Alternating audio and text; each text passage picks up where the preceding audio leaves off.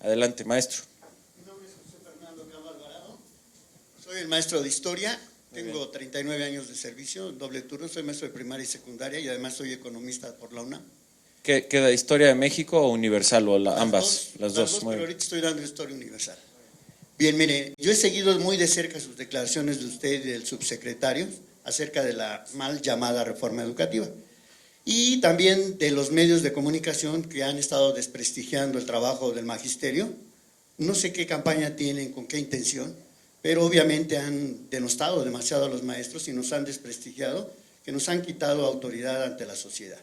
Pero aquí el problema, el punto es en cuanto a la reforma educativa.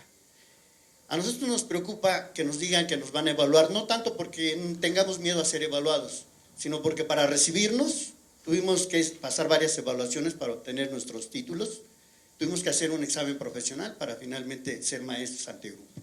Y así lo hemos obtenido la mayoría de los que estamos aquí.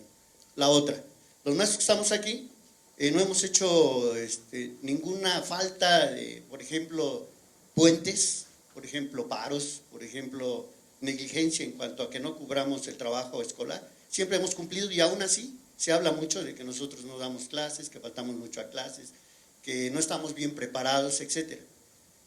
Así como yo le estoy diciendo qué grados tenemos de preparación, hay otros compañeros que tienen otros grados, inclusive superiores, porque tienen maestrías, muchos compañeros. Entonces, eso echa abajo esta campaña de desprestigio del magisterio. Ahora, estamos en contra de esta campaña de desprestigio, porque no es que estemos en contra de que se nos evalúe o que nos actualicemos, sino la forma en que se está haciendo o se está manejando. Una reforma educativa empieza por un diagnóstico. Y a partir de ese diagnóstico se evalúa, en este caso está hablando del gasto educativo en cuanto al dinero, está hablando de que se van a cubrir más o menos 33,000 escuelas del país. Qué bueno, pero yo les recuerdo que hay 100,000 escuelas en este país, o más. Entonces quiere decir que hay una gran cantidad de maestros, de escuelas, que no están siendo atendidas y no van a ser atendidas. Pero que se haga ese esfuerzo es bueno. La otra, la forma en que nos están haciendo las evaluaciones. Las evaluaciones no son sobre los contenidos del trabajo didáctico pedagógico o el contenido de nuestras materias. Por tal motivo no creemos que esas evaluaciones sean las idóneas para evaluarnos. En ese sentido, creemos que por ahí no es una reforma educativa, sino una reforma laboral, porque nos han quitado nuestros derechos sindicales conquistados históricamente. En ese sentido, creemos que se nos debe tener más respeto, y sí, consultarnos. Y si nos piden que nos sigamos capacitando y evaluando, lo haremos, pero no de una forma punitiva. Porque yo lo recuerdo a usted y a Peña Nieto, nos dijeron que a nadie se le iba a quitar el trabajo y acabo de escuchar que van a tener a más o menos 3,000 maestros que se les va a despedir. Yo creo que es una forma punitiva de no permitir que se haga una verdadera reforma educativa y sí una reforma laboral. Y las personas que me quieren callar, tristemente, están recordando los viejos tiempos del sistema. Maestro, porque la educación está muy mal y no podemos seguir afirmando que las cosas, que aquí no pasa nada. Oiga, nada más le pido, ahí se la dejo, pero un favor, maestro, nadie lo está callando, creo que lo hemos escuchado todos con mucho respeto, como siempre, y como yo le pido también que usted lo tenga. Déjeme ir por partes a sus comentarios, que le agradezco mucho, que muchos de ellos obviamente no comparto, y déjeme irle planteando exactamente qué es lo que no comparto. Creo, y lo invito también a que se informe mejor. Yo creo que ahí tiene bastantes. Ahorita le explico por qué creo que hay algunas partes en las que usted no está bien informado sobre en qué consiste la reforma educativa. Déjeme ir por partes. Primero, la reforma educativa sí implica, por supuesto, algunos cambios laborales y administrativos, porque ha implicado un rediseño político de la organización del sistema educativo. Pero es una reforma que es integral en términos de todo lo que se requiere educativamente. Es una reforma que atiende una transformación de las escuelas. Está, y lo invito también a que lea el artículo que publiqué sobre las escuelas al centro, en donde se explica detalladamente en qué consiste este programa, que viene acompañado del programa de escuelas al 100 de infraestructura. Efectivamente, las 33,000 escuelas no son todas, En educación primaria hay, por ejemplo, 100,000 escuelas. Pero déjeme decirle, y aquí es donde le doy más información, este programa está hecho para poder ayudar a las escuelas que mayor carencia tienen. Y efectivamente cerca de 33,000 escuelas tienen alguna carencia importante. No todas las escuelas del país, y eso también hay que decirlo, tienen carencias de infraestructura. Hay escuelas que no necesitan nada más que tener mantenimiento. Entonces, no, por eso, además de que son muchos recursos, no es un programa que llegue a todas las escuelas, sino que va dirigido a las escuelas que más carencia tienen, como hace un momento lo expliqué. Tercero, la evaluación, número uno, la reforma educativa parte de un diagnóstico. Se hizo un diagnóstico para poder hacer un planteamiento sobre la reforma educativa. En ese aspecto, decirle que no se están violando ningunos derechos laborales de nadie.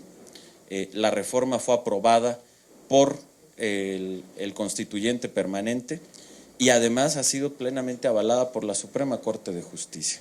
No se violan los derechos de absolutamente nadie.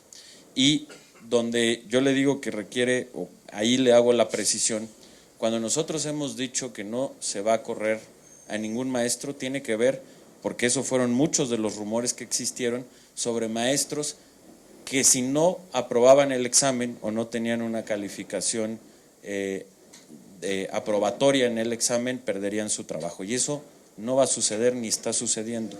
Quienes obtuvieron una calificación insuficiente en la evaluación no están perdiendo su empleo, nadie, ni ninguna de sus prestaciones, simplemente tendrán capacitación para repetir el examen este mismo año. Quienes sí han perdido su empleo, porque en eso la ley es muy clara, le invito a que la lea y la conozca, es obligatorio, la ley del servicio profesional docente dice que la evaluación es obligatoria. Y la sanción o la consecuencia de no presentarse a la evaluación es que se les da de baja, y eso está clarísimo. Y tan es así que por ello no solamente dimos el día de la evaluación, sino que partiendo de que fue la primera vez que se hacía la evaluación, en todo el país se ha dado una segunda fecha para aquellos maestros que no pudieron ir en la primera, la pudieran presentar en la segunda. Y estamos hablando afortunadamente de una minoría. Estos 3,360 maestros son el 2% de quienes fueron convocados a la evaluación. Y con esto cierro y llego a su siguiente tema, en uno en donde sí coincido con usted, no como en otros en donde no comparto su opinión. ¿En qué sí coincido con usted? En que ha sido muy injusto cómo por unos cuantos maestros, que son la minoría, pero que son maestros que no cumplen la ley, que dejan a los niños sin clases, que hacen manifestaciones de manera violenta. Todo el mundo tiene derecho a manifestarse, pero nadie tiene derecho a dejar a un niño sin clases. Nadie, nadie.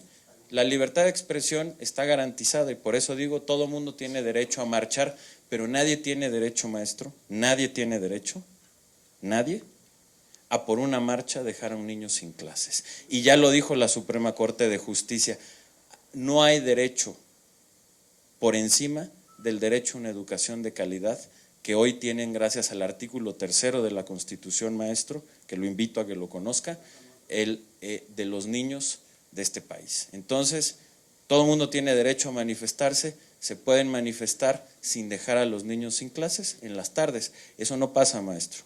Y por esos cuantos maestros, pero en eso yo coincido con usted, por esos cuantos maestros ha habido, desafortunadamente sí, un cuestionamiento a la inmensa mayoría de los maestros, que son como los que están aquí y a los cuales yo estoy conociendo en mis recorridos por las escuelas y que son maestros que llegan a tiempo, que dan sus clases, que destinan más allá de su jornada laboral de tiempo para planear, para calificar, que muchas veces ayudan poniendo de sus propios recursos para sus clases, para sus materiales educativos y que son grandes maestros. Y en gran medida la evaluación nos lo está demostrando.